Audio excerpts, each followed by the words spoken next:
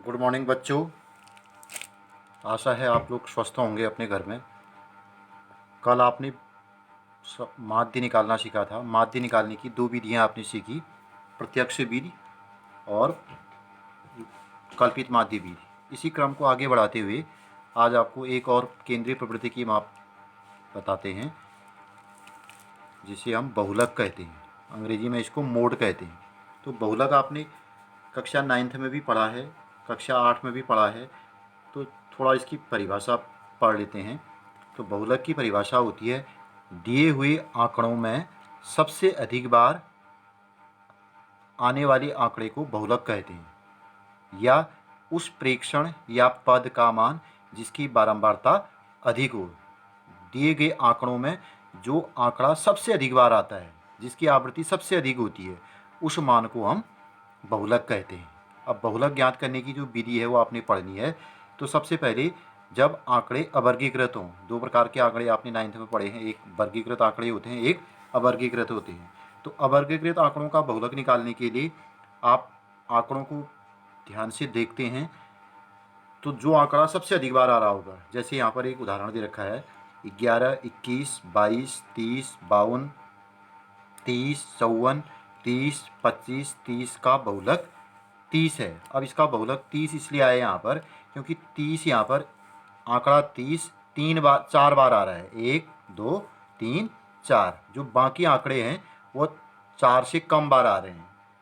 तो हम सभी आंकड़ों को देख लेंगे कि कौन आंकड़ा कितनी बार आ रहा है। तो जो आंकड़ा या प्रेक्षण सबसे अधिक बार आ रहा होगा वही उन आंकड़ों का बहुलक कहलाता है। तो यहाँ पर बहुलक 30 हो गया। इसी प्रकार के इसके बहुत सारे उदाहरण हम अपने दैनिक जीवन से भी जोड़ सकते हैं। जैसे जूते की दुकान पर उस माप के जूते सबसे अधिक संख्या में होंगे जो अधिकतर लोगों की माप है, जो सबसे ज़्यादा लोगों के द्वारा पहने जाते हैं। जिस माप के जूते, उसी माप के जूते दुकान में सबसे अधिक होंगे, वो बहुलक के बराबर हो गया। अब लेकिन हमें 10th में जो बहुलक निकालना सीखना है वे वर्गीकृत आंकड़ों का बहुलक निकालना सीखना है। तो वर्गीकृत आंकड़ों का बहुलक निकालने के लिए सर्वप्रथम बहुलक वर्ग ज्ञात करते हैं, जिसको मॉडल क्लास कहते हैं। तो बहुलक वर्ग निकालने का बहुत आसान तरीका है, जिसको हम प्रश्न को देख करके आराम से बहुलक वर्ग निकाल सकते हैं। तो जिस वर्ग की बारंबारता सबसे अधिक होती है, आप प्रश्न को ध्यान से देखेंगे, पहले वर्ग की बारंबारता पढ़ेंगे, दूसरे वर्ग की पढ़ेंगे, तीसरे वर्ग की,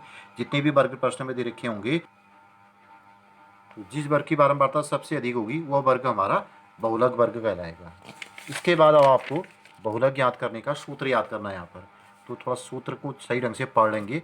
बहुलक बराबर होता है L plus F1 minus F0 बट्टे 2F1 minus F0 minus F2 गुणा H। तो एक बार सूत्र को और मैं पढ़ रहा हूँ। एल धन F1 माइनस F0 बट्टे 2F1 minus F0 minus F2 into H। अब यहाँ पर जो ये लेटर आए हैं, जो यहाँ पर प्रतीक हैं, इनके अर्थ भी जानना बहुत ज़रूरी है। तो L तो यहाँ पर बहुलक वर्ग की निम्न सीमा होती है। जो बहुलक वर्ग होगा उस वर्ग की जो निम्न सीमा होगी उसको हम L कहेंगे। H जो है वर्गमाप होती है। वर्गमाप उच्च सीमा में निम्न सीमा घटा करके निकल जाएगी। 3 F होते हैं यहाँ पर, 3 बारंबारताएँ यहाँ पर ली जाती हैं। एक बारंबारता का प्रतीक F होता है, एक का F0 होता है, एक का F2 होता है। तो F आपका बहुलक वर्ग की बारंबारता होगी, F0 बहुलक वर्ग से ठीक पहले वर्ग की बारंबारता होगी, F2 बहुलक वर्ग के अगले वर्ग की बारंबारता होगी। तो ये मानों को निकाल करके इस सूत्र में रख करके ध्यानपूर्वक इसका कैलकुलेशन करेंगे तो बहुलक निकल जाता है। अब एक प्रश्न से इसको समझते हैं। तो यहाँ पर एक प्रश्न मैंने लिया है, एक बंटन ले रखा है, मैंने सारणी ले रखी है, इसका बहुलक ज्ञात करना है। तो यहाँ पर वर्ग अंतराल दे रखे हैं 0 से 15, 15 से 30, 30 से 45, 45 से 60, 60 से 75। तो पहले वर्ग की बारंबारता 2, दूसरे वर्ग की 3, तीसरे वर्ग की 5, चौथे वर्ग की 10 और अंतिम वर्ग की 7 है। तो सबसे पहले आप यहाँ पर सबसे अधिक बारंबारता वाली वर्ग को देखेंगे तो अधिकतम बारंबारता यहाँ पर 10 है। तो ये आपका बहुलक वर्ग हो गया। तो सबसे पहले लिखेंगे हम बहुलक वर्ग मॉडल क्लास। तो बहुलक वर्ग के कितना हो गया, 45 से 60 ही हो गया। क्यों हुआ 45 से 60? क्योंकि इस वर्ग की बारंबारता सबसे अधिक है, बाकी जो वर्ग हैं इनकी बारंबारता 10 से कम है। अब यहाँ से हमारी जो सूत्र है उसके जो प्रतीक हैं उनका मान निकल जाएगा। सबसे पहले L जो बहुलक वर्ग की निम्न सीमा है 45 होगी, H उच्च सीमा ऋण निम्न सीमा, इसमें से इसको घटाएंगे तो H का मान आ जाएगा आपका 15 आ जाएगा, 60 माइनस 45, इसको आप आराम से निकाल सकते हैं। अब आपको 3 F लेने हैं, एक तो F निकालना है, एक F0 लेना है और एक F1 लेना है, एक F0 लेना है, एक F2 लेना है। तो F1 जो होता है आपका जो बहुलक वर्ग है उसकी बारंबारता है। तो जैसे ये हमारा यहाँ पर ये वाला वर्ग बहुलक वर्ग है तो ये हमारा F1 हो जाएगा। F1 का मान इस प्रश्न में 10 हो जाएगा। F0 बहुलक वर्ग से ठीक पहला वर्ग है, जो पहला वर्ग होगा उसकी बारंबारता, तो ये वाला मान हमारा F0 हो जाएगा। F0 का मान 5 हो जाएगा। F2 बहुलक वर्ग के अगला वर्ग, मतलब बहुलक वर्ग के ठीक बाद वाला वर्ग, तो ये आपका F2 हो जाएगा। F2 का मान 7 हो जाएगा। अब आप यहाँ पर बहुलक निकालने का जो सूत्र है उसका प्रयोग करेंगे।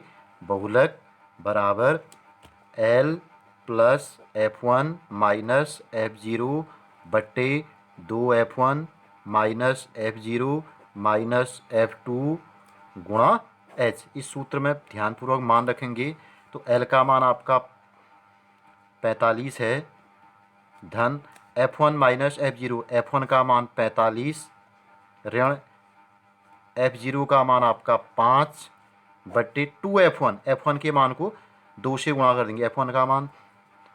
F1 का मान आपका जो है 10 है, यहाँ पर 45 नहीं है 10 है। 10 को 2 से गुणा करेंगे, 10 को 2 से गुणा करके 20 ऋण F0 का मान 5 ऋण F2 का मान 7 गुणा H का मान 15 है। तो सबसे पहले ब्रैकेट वाले मान को सरल कर लेंगे। 45 धन 10 में से 5 घटाएंगे 5 बट्टे, यहाँ पर ये दो ऋणात्मक पूर्णांकों को एक साथ जोड़ेंगे, 7 और 5 को जोड़ेंगे 12, 20 में से 12 घटाएंगे तो 8 गुणा 5 हो जाएगा। अब आप इसको आराम से सरल कर लेंगे। 45 तो ये 45 धन 5 बट्टे 8 गुणा 15 हो जाएगा। तो 15 को 5 से गुणा करेंगे तो 15 पंचे 75 बट्टे 8 हो जाएगा। अब इसको आराम से इस प्रकार से हल करेंगे।